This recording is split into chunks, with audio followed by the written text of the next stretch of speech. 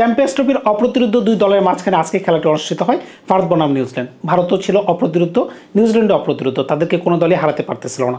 কিন্তু আজকে তো একটা দল জয়লাভ করবে, সেটা তো আপনারা সবাই জানতাম। সেই দলটি হচ্ছে ভারত। ভারত আজকে নিউজিল্যান্ডকে 40 রানে একটা বড় ব্যবধানে জয়লাভ করেছে।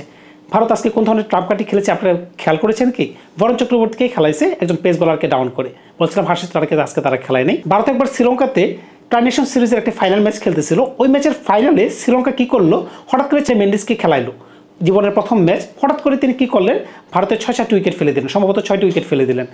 এর আগে কিন্তু ট্রাইনেশন সিরিজে তাকে দেখাই যায়নি। হঠাৎ করে যখন এই ধরনের বলারকে ভারত ফেস করতে গেল, তখন কিন্তু দুমড়ে মুচড়াই গেল সব। তাকে কেউ পড়তেই পারলো না, কারণ তার হাত থেকে বল পড়াটা খুব টাফ একটা ব্যাপার ছিল। আজকের ম্যাচে ঠিক সেম ঘটনাই ঘটেছে। বরুণ চক্রবর্তীর বল তারা পড়তেই পারে নাই। তারা আজকে হোমওয়ার্ক করে আসছে অক্ষর প্যাটেলের, করে আসছে কুলদীপ যাদবের, কিন্তু পরীক্ষাতে চলে আসছে বরুণ চক্রবর্তী। এই জায়গাতে ট্রিক্স তারা মিস করে গেছে। এখন আজকের খেলা থেকে কিন্তু আপনারা সবাই জেনে গেছেন অস্ট্রেলিয়া হচ্ছে নেক্সট প্রতিপক্ষ। কিন্তু অস্ট্রেলিয়া কিন্তু স্পিনে যথেষ্ট ভালো। ম্যাক্সওয়েল বলেন, অ্যালেক্স ক্যারি বলেন, স্টিভ স্মিথ বলেন, লাবুশেন বলেন, এমনকি জশ ইংলিশ বলেন, সবাই কিন্তু মোটামুটি ভালো খেলতে পারে। এখন অস্ট্রেলিয়ার সামনে কি 4 জন স্পিন বলার খেলানো কি উচিত হবে কিনা, সেটা আপনাদেরকে আমি প্রশ্ন করলাম, সেটা আপনারা একটু কমেন্টস করে জানাবেন। দ্বিতীয় কথা হচ্ছে, আজকের ম্যাচে জয় নায়ক কারা আপনি কি জানেন কি? আজকে কিন্তু খেলাটি তাদের এতটা সহজ ছিল না। বলছিলাম ভারতের ব্যাটিংয়ের কথা। 13 রান, 22 রান এবং 30 রানের সময় তাদের 3টি উইকেটের পতন ঘটে যায়।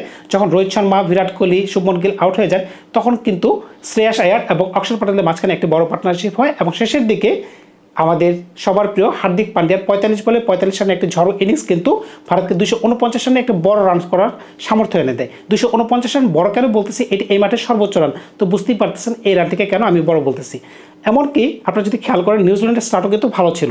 নিউজিল্যান্ড কিন্তু প্রথম 10 ওভারে 40 রান, 1 উইকেটের বিনিময়। ওই হিসাব যদি করেন, রান রেট কিন্তু ভালো ছিল। ওইখান থেকে কিন্তু তাদের ম্যাচটি হারার কথা না। পরের 10 ওভারে কিন্তু তারা 36 রানে 1 উইকেট হারায়। পরের 10 ওভারে সম্ভবত 40-এর আশেপাশে তার 1টি উইকেট হারায়। তাদের কাছে কিন্তু উইকেট ছিল, কিন্তু পরের যে 10 ওভার ছিল, মানে 30 থেকে 40-এর মাঝখানে তারা 3টি উইকেট হারিয়ে ফেলে। তখন কিন্তু খেলার মোমেন্টামটি হারিয়ে যায়। যখন টম লাথমের উইকেটটি ইন্ডিয়া নিতে পারে, তখনই কিন্তু তারা একটু ব্যাকফুটে পড়ে যায়। আদারওয়াইজ কিন্তু নিউজিল্যান্ড কিন্তু খেলাতে পুরোদমেই ছিল। আজকে কেন উইলিয়ামসন যে 2টি ক্যাচ নিয়েছেন, আরেকটি ক্যাচের কথা হচ্ছে বিরাট কোহলি যে একটি ক্যাচ গ্লেন ফিলিপস নিয়েছেন, এবং চ্যাম্পিয়ন্স ট্রফির প্রথম দিনে পাকিস্তানের বিরুদ্ধে গ্লেন ফিলিপস যে ধরনের ক্যাচ নিয়েছেন, তাকে নিয়ে প্রশংসা না করলেই না হয়। আজকেও কিন্তু তিনি ভালোই খেলতেছিলেন। তিনি একটি ছক্কা মারলেন, ছক্কা মারার পরে বলে তিনি আউট হয়ে গেলেন। এটি একটু দুঃখজনক ব্যাপার ছিল। তিনি যদি আরেকটু খেলতে পারতেন, হয়তো খেলাটাকে একটু ডিপে নিয়ে যেতে পারতেন। এমনকি কেন উইলিয়ামসনের ওই সময় আউট হয়ে যাওয়াটাও একটা দুঃখজনক ব্যাপার। কেন উইলিয়ামসন যদি ব্রাসলকে ওই রিভিউটি নিতে দিতেন, তাহলে কিন্তু এলবিডব্লিউ তিনি আউট থেকে তিনি বাঁচতে পারতেন, হয়তো খেলাটি আরেকটু লেংদি হতে পারতো। এই দিক থেকে আমি বলবো যে ওই সময় রিভিউ নেওয়াটা উচিত ছিল। এখন ভারত যে টস হারতেছে, এই জিনিসটা আপনারা কীভাবে দেখবেন? 2023 সালে বিশ্বকাপের থেকে আজ পর্যন্ত ভারত কোনো টসই জিততে পারেনি। টানা 13টি ম্যাচ তারা খেলেছে টস হারের মাধ্যমে। তো বুঝতেই পারতেছে এইটা কিন্তু একটা প্রেশার।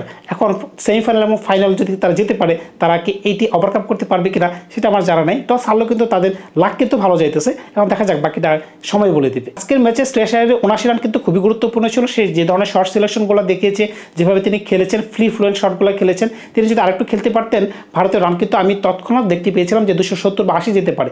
কিন্তু সে যখন আউট হয়ে গেল, একসময় আমার কাছে মনে হচ্ছিল রান 220 থেকে 230 যাবে। শ্রেয়াস আয়ার, অক্ষর প্যাটেল, রবীন্দ্র জাদেজা, কুলদীপ যাদব সবাই কিন্তু জয়ের অংশীদার।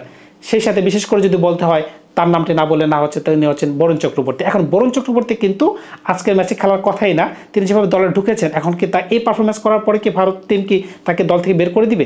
বের করে দিলে কার জায়গায় বের করে দিবে? অস্ট্রেলিয়ার বিপক্ষে কি 4 জন স্পিন নিয়ে নামানো কি উচিত হবে? সেটি আপনাদের কাছে আমি প্রশ্ন ছুড়ে দিলাম। সেই প্রশ্নের উত্তর কিন্তু আপনারা কমেন্টস করে জানাবেন। তো ধন্যবাদ সবাইকে, ভালো থাকবেন আপনারা। দেখা হবে সেই ফাইনালের খবর নিয়ে। ধন্যবাদ সবাইকে।